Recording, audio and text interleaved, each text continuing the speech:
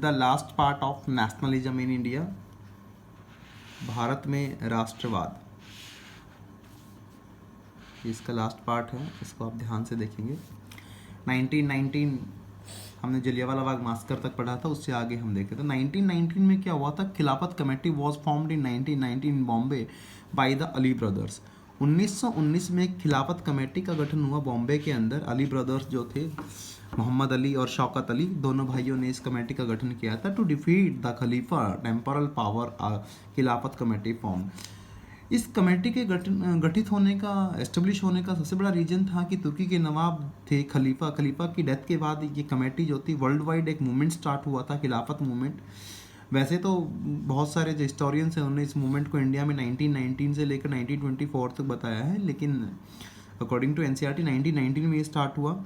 ठीक है, उसके अगेंस्ट में ही खलीफा की डेथ के बाद खिलाफत कमेटी जगह जगह गठित हुई और ये खिलाफत मूवमेंट स्टार्ट हुआ। इसके बाद 1920 में क्या होता, after the Jallianwala Bagh massacre of 13 April 1919, 13 April 1919, Jallianwala Bagh massacre के बाद क्या होता है कि British reforms of the Rowlatt Act and of the 21 ऑफ March 1919, Mahatma Gandhi proclaim the non cooperation movement in 24 ऑफ दिसंबर 1920। गांधी जी 24 दिसंबर 1920 को असहयोग आंदोलन की घोषणा करते। कहाँ पे करते हैं? नागपुर सेशन। हमने मैप में ही बताया था कि दिसंबर 1920 में कांग्रेस का सेशन नागपुर में हुआ था। तो वहाँ पे गांधी जी क्या है, इसकी घोषणा करते, प्रोक्लेमेशन करते, जो कि बाद में जाके 1921 में ये स्टार्ट होता है। अब एम्स ऑफ द एनसीएम यानी कि non cooperation movement. Non cooperation movement का एम्स क्या था, उद्देश्य क्या थे कि it aim to resist the British rules in India through the non violent means of satyagraha. मतलब उनका मानना था कि अंग्रेजी शासन या जो ब्रिटानिया हुकूमत थी, भारत में से उसको उखाड़ के फेंकना नॉन वायलेंस के थ्रू, अहिंसा के मार्ग पे चलते हुए। तो इसका इफेक्ट क्या हुआ, नॉन कॉपरेशन मूवमेंट के क्या क्या इफेक्ट हुए, तो फॉरेन गुड्स था वो उसका बॉयकॉट कर दिया गया था, लीकर शॉप बंद कर दी गई थी, जिससे क्या हुआ था, जो ब्रिटिश गवर्नमेंट थी इसको बहुत सारा लॉस जो था, बहुत सारा नुकसान जो था वो इसमें हुआ था। तो आप इन नोट्स को धीरे धीरे अपना नोट करते रहेंगे। जो भी नोट्स इसमें लिखे हुए हैं वो भी, और जो मैं आपको बोल रहा हूँ, दोनों आप बहुत ध्यान से सुनते हुए लिखेंगे। उसके बाद क्या होता है, and the foreign cloth burn the huge front the import of the foreign goods. दोबारा से देखते हैं कि the foreign cloth burn in huge the bonfire, एक बहुत लंबे लेवल पे, बहुत बड़े लेवल पे ये मूवमेंट जो स्टार्ट हुआ था, जिसमें विदेशी जो कपड़े थे, जो टेक्सटाइल मिल्स था, उनको आग लगा दी गई थी। बहुत सारे, मतलब हमने पहले ही बताया था कि सोशल बॉयकॉट किया गया था फॉरेन गुड्स का, विदेशी वस्तुओं का पूर्ण रूप से बहिष्कार किया गया था। तो जो टेक्सटाइल्स जो मिल्स था या जो वहाँ का विदेशी जो कपड़ा था, उसका जो लॉस 1921, जो भारत के अंदर जो एक्सपोर्ट इम्पोर्ट जो होता था, व्यापार जो होता था, 1921 से 1922 के दौरान उस व्यापार में घाटा, बहुत बड़ा नुकसान हुआ। 102 करोड़ से वो व्यापार घट के 57 करोड़ पे, 57 करोड़ पे वो ट्रेड जो था वो आके रुक गए। तो नॉन कॉपरेशन मूवमेंट जो एक बहुत बड़ा मूवमेंट था, जिसमें स्टूडेंट्स ने कॉलेज जाना बंद कर दिया था। लॉयर्स जो थे उन्होंने, टीचर्स जो थे, मतलब पूरे भारत के अंदर जो था ये मूवमेंट स्टार्ट हुआ था। संपूर्ण रूप से विदेशी वस्तुओं का बहिष्कार कर दिया गया था। लेकिन एक इंसिडेंट होता है 5 फेब 1922, 5 फरवरी 1922 को चोरी चोरा इंसिडेंट। चोरी चोरा एक जगह है यूपी के अंदर, गोरखपुर डिस्ट्रिक्ट के अंदर। ठीक है, this incident took place at the चोरी चोरा in the Gorakhpur district of United provinces, the modern UP, जो आज का आधुनिक उत्तर प्रदेश है। उस टाइम पे जो गोरखपुर आज भी यूपी में ही है, यूपी में ही सिचुएटेड डिस्ट्रिक्ट है यूपी के अंदर। हमारे उत्तर प्रदेश के जो सीएम हैं योगी आदित्यनाथ, गोरखपुर कॉन्स्टिट्यूंसी से ही वो सांसद हैं। In the British India on 5th Feb 1922, when a large group of the participating in the NC movement, non-cooperation movement, clashed with the police, who opened fire. In retaliation, the demonstrations attacked and set up fire to a police stations. The incident led to the death of the 3 civilians and the 22 policemen. क्या हुआ था, चोरी चोरा के incident में एक police चौकी पे आग लगा दी गई थी जिसमें 22 पुलिस वाले जल के राख हो गए थे, 3 सिविलियंस जो थे उनके भी मृत्यु हुई थी। तो उसके चलते गांधी जी ने क्या किया, गांधी जी पता है कि he was strictly against the violence, हिंसा के बिल्कुल ही अगेंस्ट में थे। तो उन्होंने इस मूवमेंट को विड्रॉल कर लिया था, नॉन कोऑपरेशन मूवमेंट को विड्रॉल। तो क्वेश्चन यहाँ से बनता है कि नॉन कोऑपरेशन मूवमेंट को विड्रॉल कब किया गया, तो 5 फेब ऑफ 1922 को इसको विड्रॉल किया गया। 1923 में स्वराज पार्टी एस्टेब्लिश हुई थी। CR दास, चित्तरंजन दास ने और मोतीलाल नेहरू ने इस पार्टी को एस्टेब्लिश किया था। ठीक है, आप ये नोट्स बिल्कुल तैयार करते रहेंगे। स्टूडेंट्स, एक आप लोगों से हमारा एक रिक्वेस्ट है कि जो भी वीडियोज जो आते हैं तो आप उसको सब्सक्राइब जरूर कीजिएगा, शेयर जरूर कीजिएगा, ताकि आने वाले जो अपकमिंग वीडियोज हैं उनका नोटिफिकेशन आपके पास पहुंचता रहे। ओके, तो होप सो आप लोगों ने सभी ने चैनल को सब्सक्राइब किया होगा। 1924, देखिए हम ईयर वाइज चल रहे हैं। 1922 हमने देखा चौरी चौरा, 1923 हमने देखा स्वराज पार्टी एस्टेब्लिश हुई। 1924 बहुत इंपॉर्टेंट क्वेश्चंस बनेगा ये, अलूरी सीताराम जी राजू। अलूरी सीताराम जी राजू जो साउथ इंडिया, दक्षिणी भारत के अंदर रिवोल्यूशनरी थे, उनकी डेथ हुई थी। वो भी गांधी जी से प्रभावित होकर उन्होंने एक फॉरेस्ट मूवमेंट वहाँ पे स्टार्ट किया था। 1925, 1925 में एक और पार्टी बनी, 1923 में स्वराज पार्टी बनी थी, 1925 में एक और पार्टी बनी, CPI, communist party of India. 26 दिसंबर 1925 में इस पार्टी को एस्टेब्लिश किया गया था। MN रॉय थे, अबानी मुखर्जी थे, हसन हजरत थे और बहुत सारे नेता थे जिन्होंने इस पार्टी को एस्टेब्लिश किया। 1928 में एक और पार्टी एस्टेब्लिश हुई, Hindustan socialist Republic association. Hindustan socialist Republic association एक रिवोल्यूशनरी ऑर्गेनाइजेशन था जिसको एस्टेब्लिश करने के लिए फिरोज शाह कोटला दिल्ली के अंदर 1928 में एस्टेब्लिश हुआ। और फॉर्मर कौन थे जिन्होंने इनको फॉर्म किया, चंद्रशेखर आज़ाद, भगत सिंह, सुखदेव,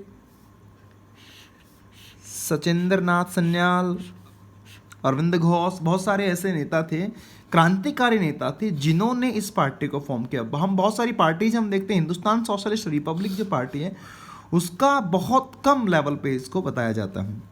1928 में ही क्या हुआ था, साइमन कमीशन, एक कमीशन भारत के अंदर आया था। मैंने आपको पहले ही बताया था कि 1909 में मिंटो मॉर्ले रिफॉर्म्स आया था। उसी टाइम पे लॉर्ड मिंटो ने एक प्रोक्लेमेशन किया था कि every after 10 years British government centre reforms to check whatever is going on in India.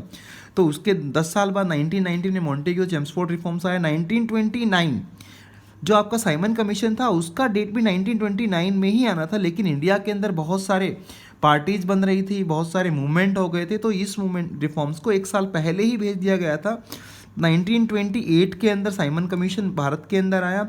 इसके अंदर 7 MPs थे, सभी के सभी ब्रिटिशर्स थे। इंडियन कॉन्स्टिट्यूशन के लिए ये लोग आए थे कि जो भी उस टाइम पे जो भी नियम बनेंगे, जो भी रूल्स बनेंगे, वो कमेटी होगी, कमेटी के बिहाफ पे एक तरह से कि एक जुडिशियल पावर इनके पास थी। सर जॉन जो साइमन्स थे वो इनके लीडर थे, इनके चेयरमैन थे। 1929 में ही साइमन कमीशन गो बैक का नारा लगाया गया, साइमन कमीशन का बहिष्कार किया गया, बॉयकॉट किया गया। इसका रीजन यही था कि सभी के सभी ब्रिटिशर्स थे, इसीलिए इसको बॉयकॉट किया गया। साइमन कमीशन गो बैक के दौरान ही 1929 में ही लाला लाजपत राय लाला जी की हत्या हुई थी। ओके, आप नोट्स को बनाइएगा। मैं पहले बता रहा हूँ जो इसमें लिखा है वो भी आप नोट करेंगे, जो मैं आपको बता रहा हूँ वो भी आप साथ साथ नोट करेंगे।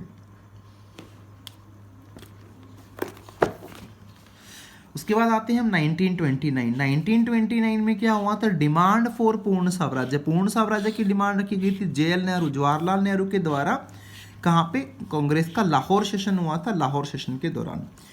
उसके बाद आता 1930। 1930 में क्या हुआ था, साल्ट मार्च, नमक कानून जो बना था। एक्चुअल में क्या था कि ब्रिटिशर्स ने भारतीय नमक के ऊपर क्या टैक्सेस लगा दिए गए, जिसके चलते महात्मा गांधी ने 12 मार्च 1930 को साल्ट मार्च को एक नमक कानून के अगेंस्ट में, नमक जो भी उनके रिस्ट्रिक्शंस जो लगाई थी उसके अगेंस्ट में एक मार्च किया, एक पदयात्रा की, जो कि उनके साथ 78 से 80 जो उनके वॉलंटियर्स थे, कई जगह 78 वॉलंटियर्स बताया गया, कई जगह 80 वॉलंटियर्स है। ये यात्रा कंटिन्यू 24 डेज तक गांधी जी ने की थी। 240 मील की ये यात्रा थी, हर रोज 10 मील उन्होंने यात्रा की। तो 24 दिन में 240 माइल्स 384 किलोमीटर का उन्होंने यात्रा किया। ठीक है, गुजरात के अंदर दांडी से लेके साबरमती तक। किसके अगेंस्ट में किया था? ब्रिटिश गवर्नमेंट के अगेंस्ट में। तो क्या होता है उसके बाद, इसी के चलते ही 1930 जो गांधी जी का जो साल्ट मार्च था, इसी से ही सिविल डिसोबीडियंस मूवमेंट, सविनय अवज्ञा आंदोलन की शुरुआत हुई थी।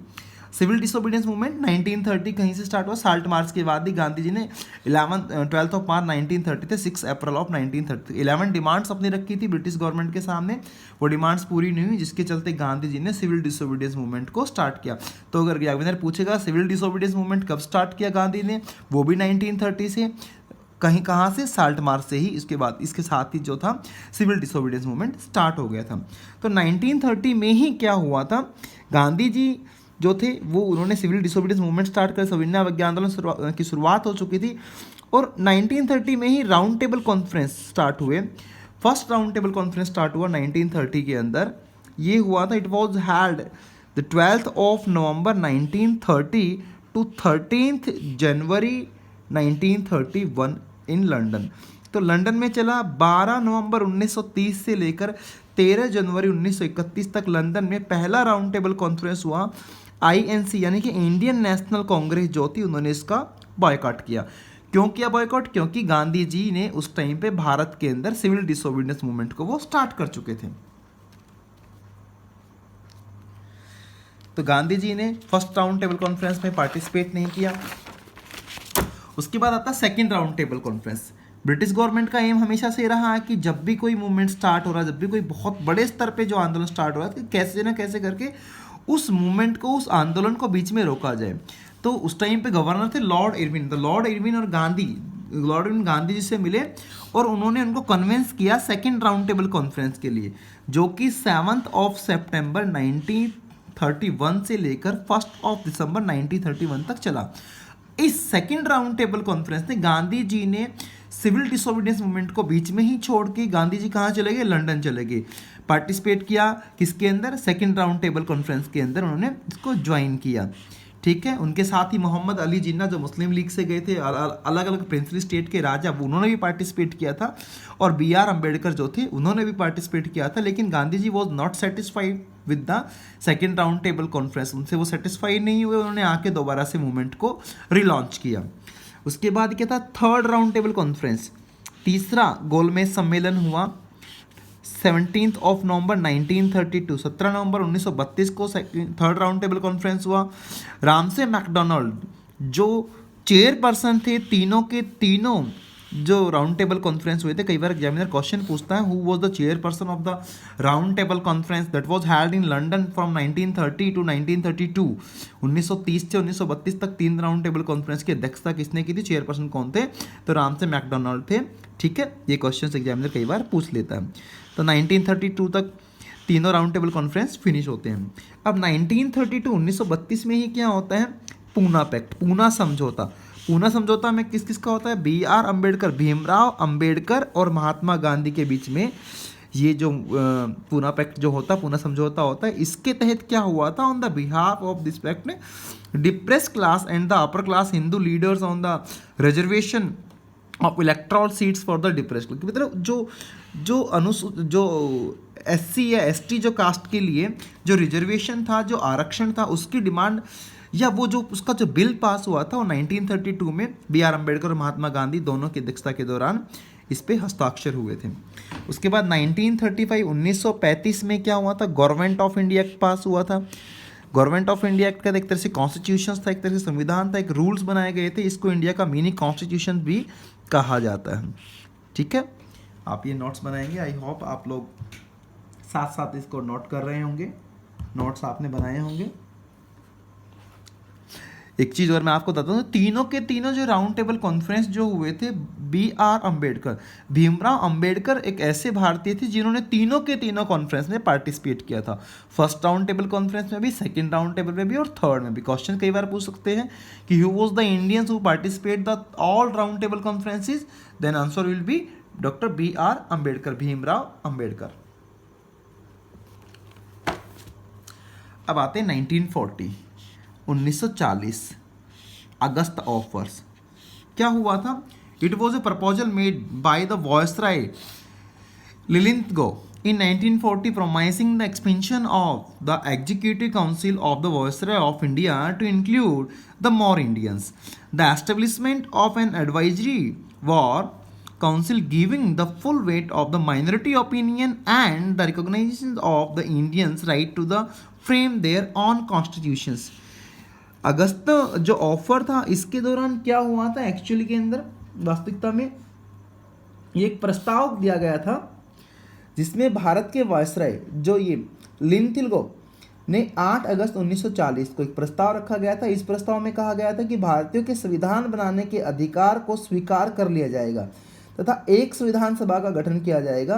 कांग्रेस ने इस चीज का बॉयकॉट किया था, इसका बहिष्कार किया गया था। 1942 के अंदर एक क्रिप्स मिशन आया। क्रिप्स मिशन क्या था? आफ्टर द अगस्त ऑफर क्या था? It was a failed attempt of the late March 1942। 1942 में क्रिप्स मिशन भारत आया था। ये एक ऐसा अटेम्प्ट था जो इसमें ब्रिटिशर थे वो फेलियर हुए थे। किस रीजन से आया था? इंडियंस को पार्टिसिपेट कराने के लिए किसके अंदर? सेकेंड वर्ल्ड वॉर के अंदर। लेकिन इंडियंस जो थे उन्होंने इसको रिफ्यूज कर दिया गया था कि we don't want to participate in the second world war on the behalf of the British government. 1942 में गांधी जी ने क्विट इंडिया मूवमेंट को स्टार्ट किया। क्विट इंडिया मूवमेंट, भारत छोड़ो आंदोलन। देखिए गांधी जी ने 3 सत्याग्रह मूवमेंट किए थे। चंपारण सत्याग्रह मूवमेंट किया था, खेड़ा सत्याग्रह मूवमेंट किया था, अहमदाबाद सत्याग्रह मूवमेंट किया था, उसके बाद नॉन कॉपरेशन मूवमेंट किया था, उसके बाद सिविल डिसोबीडियंस मूवमेंट स्टार्ट किया था, उसके बाद इनका क्विट इंडिया मूवमेंट आया था। बहुत बड़ा मूवमेंट था।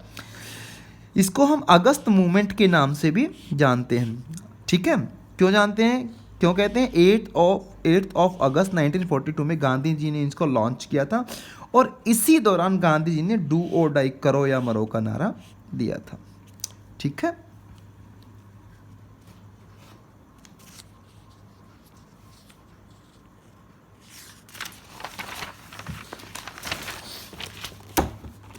नाइनटीन 1940 में क्या है? Cabinet mission. देखिए हम कंटिन्यू ईयर वाइज ईयर आगे बढ़ रहे हैं। हमने हर साल में जो इंपॉर्टेंट जो भी इंसिडेंट्स हुआ वो हमने इसमें बताया है, तो आई होप आप बहुत अच्छे से इनको नोट कर रहे होंगे।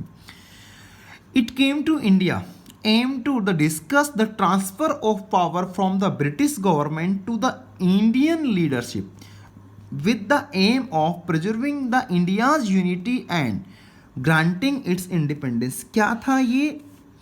भारत के अंदर 1946 में कैबिनेट मिशन आया जिसके अंदर बताया गया कि भारतीय लोगों को क्या होगा? ट्रांसफर ऑफ पावर, सत्ता का परिवर्तन कर दिया जाएगा। इंडिपेंडेंस नहीं कहा, भारत को आज़ाद नहीं कहा, यहाँ पे जो पावर थी उसको ट्रांसफर कर दिया जाएगा। किसको? इंडियन लीडर्स के हाथ में। उसके बाद 1947 में क्या आया? क्लीमेंट एटली जो ब्रिटेन के प्रधानमंत्री थे, ऑन Feb 1947 फरवरी 1947 में Clement Attlee the British premier declared that the British would quit India in June 1948। उन्होंने घोषणा की कि जून 1948 में भारत को स्वतंत्र कर दिया जाएगा। लेकिन उसके कुछ टाइम बाद ही क्या हुआ? 1947 में माउंटबेटन प्लान 1947 के अंदर लॉन्च हुआ। लॉर्ड माउंटबेटन जो भारत के पहले गवर्नर, आजाद भारत के पहले गवर्नर, और अंतिम गवर्नर कौन थे? वो भी कौन थे? Lord Mountbatten. लेकिन ये कौन थे?